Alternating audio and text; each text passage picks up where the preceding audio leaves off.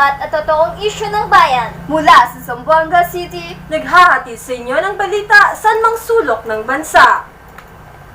Pinatapang, pinalawak at pinalakas ang 24/7 Balita. Exclusive! Selected external influences and constituencies for the school district. What are the resources needed to operate the school district? How does scarcity in resources affect the development of the school district? Institutions enact strategies that cope with certain external effects. Dumaguio and Powell identify the three general mechanisms and conformity. Connectivity of the No Child Left Behind Act to school accountability. Standardized tests, not favorite targets of complaints in the Philippines. As you can see, there are a lot of influences surrounding the school district. These are what you call the external environment of the school. Taxpayers, unions, regulatory agencies, legislatures, accrediting agencies, educational associations, college and universities, and parents supports or influence the school district and vice versa. And also, on the outer part of the diagram, we have the democratic characteristics, cultural values, information technologies, economic and market forces, social conditions, and political and legal patterns that is the constituencies of the school. First, let's have the taxpayer. Taxpayer is a person who pays taxes. In our country, public schools are being funded by the government. That's why we have a free education. But some public schools, like in America, they are funded approximately 90% by the state and local revenue. Most local funds come from property taxes. With the use of these funds, the school uses variety of methods to maintain positive community relationships. School may host senior citizen luncheons or appreciation days, community health fairs, and offer up the school for community use.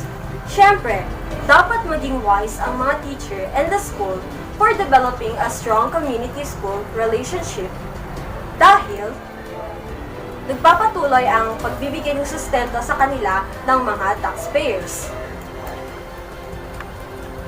School and teachers need to demonstrate that they are using public funds in a responsible manner. Di dapat maging corrupt. Teachers must find high-quality, cost-effective programming and materials to help the students. Next, we have the regulatory agency. Ano nga bang mga ito? Regulatory agency is a public corporation, public authority or jurisdiction that is responsible for exercising autonomous domination over some area in human activity in regulatory or monitoring capacity. So they are the agency that implement and enforce law enacted by legislature. They are implementing laws by the regulations making process. Enforcement involves the monitoring and investigation of the school for compliance. So if the school violates a regulation, the agency is usually vested with the authority to impose a penalty. Siyempre, may rules and regulations ang school in order to have peace and harmonious teaching and learning environment. But, ang rules and regulation na ito ay dumadaan sa process. Dapat munang itong dumaan sa process bago maging law. This regulatory agency are in charge with this. So, ang regulatory agency ay nakakatulong talaga para magkaroon ng peaceful and harmonious environment ang school.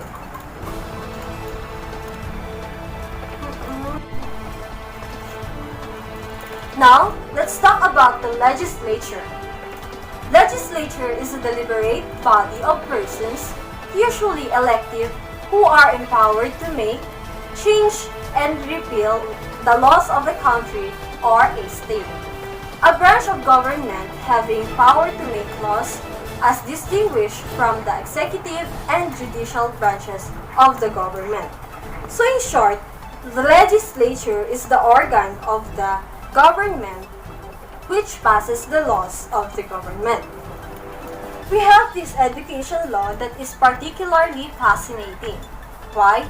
Because it constantly seeks to strike balance between ensuring each child receives a standard education while maintaining parents' right to decide with her child to learn. The balance between maintaining student safety while respecting individual constitutional rights.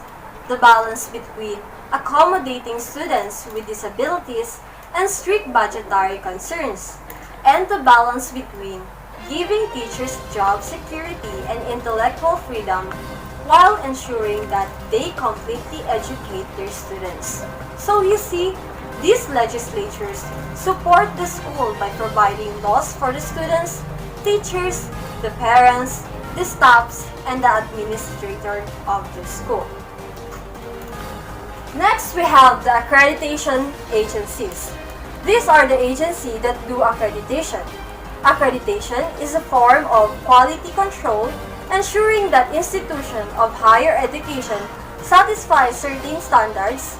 Accreditation is very important because it aims to ensure the accountability of schools and the degree programs which boost public trust and confidence. Now, let's take a look at this or watch this video.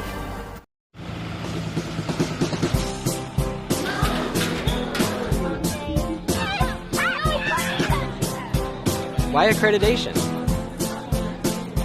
Because accreditation helps our school and our kids continuously grow and improve. Because it means my school is committed to providing a high-quality education. Why accreditation? Because it gives me a voice to say what I expect from my child's school. Because it gets our entire school to work together and focus on continuous improvement. Because it gives me pride in my school. Because it offers a plan for achievement. Why accreditation? Because our parents want their kids to go to a school with high standards.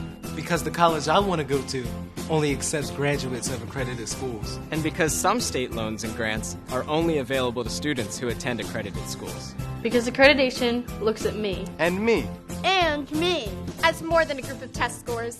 The Middle States Association doesn't use a one-size-fits-all approach to accreditation.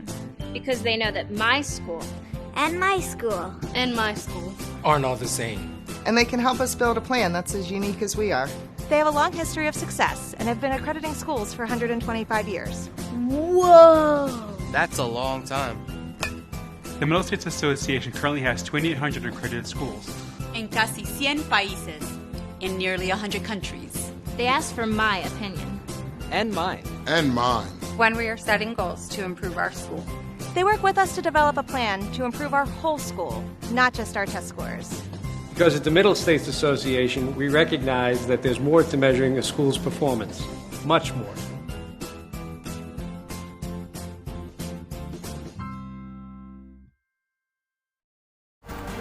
So, if the institution programs is properly accredited, you are able to gauge its overall quality without having to conduct a detailed analysis on your own.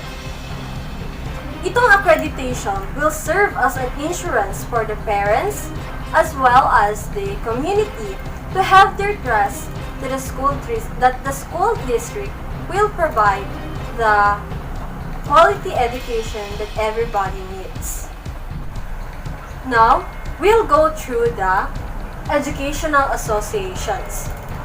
Educational associations are the association like the National Education Association or the NEA, where these are the group of people, educators, students, activists, workers, parents, neighbors, friends, who believe in the opportunity for all students and in power of public education to transform lives and create a more and just inclusive society.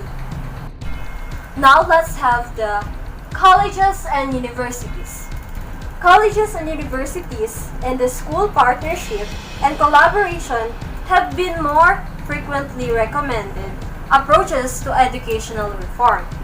One reason is that university and school provide each other with the resources and benefits in research and practice and need each other to reach their common goals and respective goals. And these are the increase in curriculum services for schools and research potential for the universities.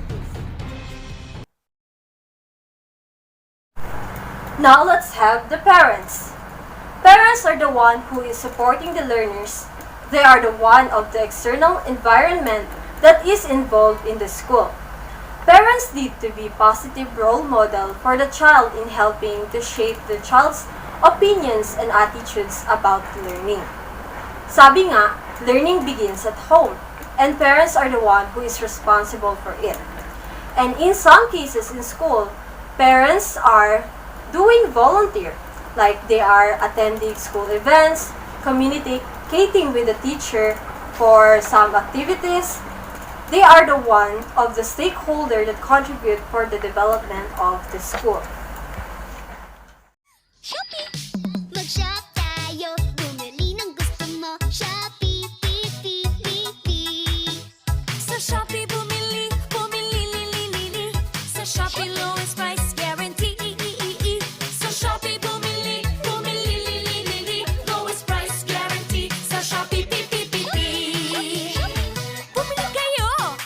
Ow! Shopee Okay, now that we are done with the inner part of the diagram, let's have the outer part of the diagram. We have here the demographic characteristics. Findings in this report are provided for students who differ in age, gender, ethnicity were determined from data by student school or district for sample students. Next, we have the cultural values. Cultural values are usually not stated directly, but they come through the behavioral norms, customs, and usual approaches. A school's culture, the way we do things around here, influences every aspect of school life, including teacher feel about their students, how administrators relate to teachers, what teachers consider as professional attire, what staffs do and don't discuss in the teacher's lunch, whether teachers work in isolation or with colleagues, how teachers decorate their classroom, their emphasis on certain curricular topics, their willingness to change, and their confidence in their collective abilities to achieve their ambitions. So cultural context can have an influence on schooling because different cultures can respond to public schools differently.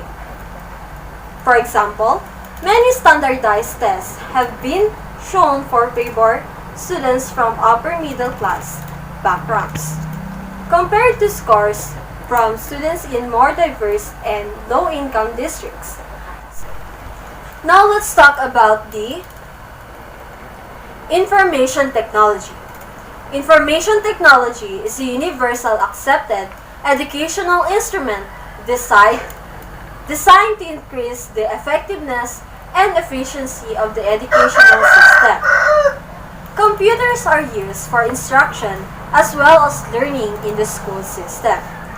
Today, since we are in the pandemic, there are many new technologies being used like the social networking, online teaching, class blogs and wikis, podcasting, interactive whiteboards, and mobile devices. So information really contribute for the better teaching, learning, and work in the school district. So now let's have the societal condition. Societal conditions is an existing circumstances, situation, or state affecting the life, welfare, and relations of human beings in community. So example of social conditions are poverty, quality of housing, homelessness, educational attainment and quality, unemployment, wage levels, lack of control over the organization of work, racial residential segregation, and other forms of discrimination which may truly affect the school. That's why there are educational associations which create a more and just, inclusive society, so that there will be no room for discrimination and everybody can have the quality education. Okay, now we have the political and legal patterns. So in school district, public schools are publicly funded. They are especially subject to government control. The ways in which political contexts influence schooling are related to the nature of government having power over the school in their ability to enact and enforce relevant legislation. Different political climates can affect public schools differently.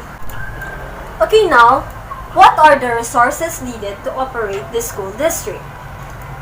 So we have here the resource dependence framework.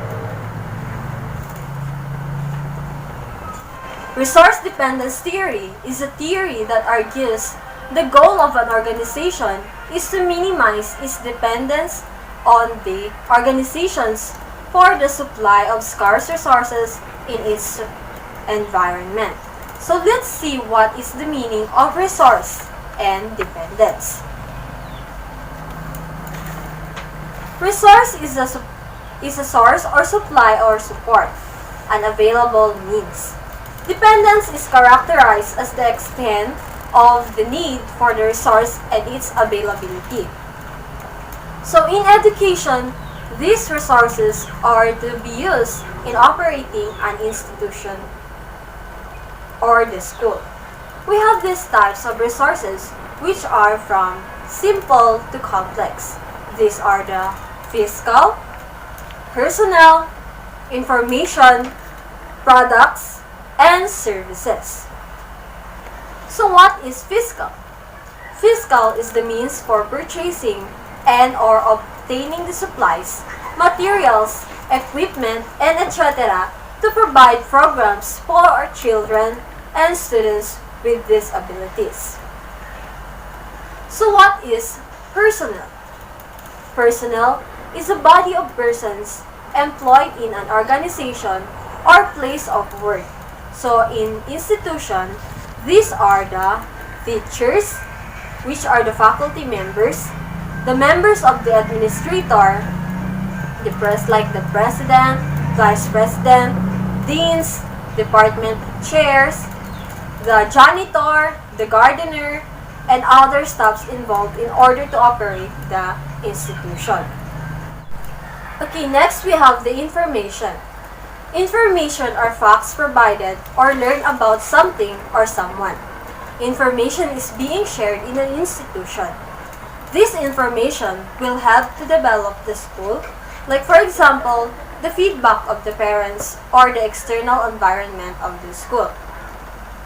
This feedback will serve as an information whether the institution is doing great with its programs or are there things need to be improved as indicated on the feedback given.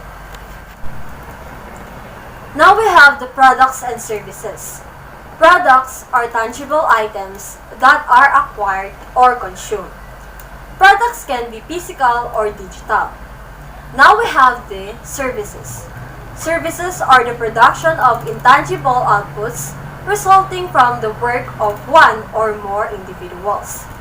For example, in education services are the consulting, training, tutoring, teaching, editing, research, curriculum, instructional design, development, writing, workshop, and classes. Example of products are books and e-books, memberships, like for example, membership site, online courses, apps and softwares, videos and audios, or seminar and webinars. Okay, now let's see what will happen if there is scarcity and munificence in resources. But before that, what is scarcity? Scarcity is the state of being scarce, or in short supply. Now, let's see what will happen if there is scarcity and munificence in resources. As you can see, it is indicated that if there is scarcity in resources, like in fiscal, personnel, information, products, and services, competition for resources is fierce, zero-sum game, and there is a limited to basic academic and extracurricular programming. But if resources are munificence, survival is easy, wide-ranging goals will be pursued, and abundant curricular and extracurricular programs. You see, these resources are essential in order for implementation and development to run through smoothly in an institution.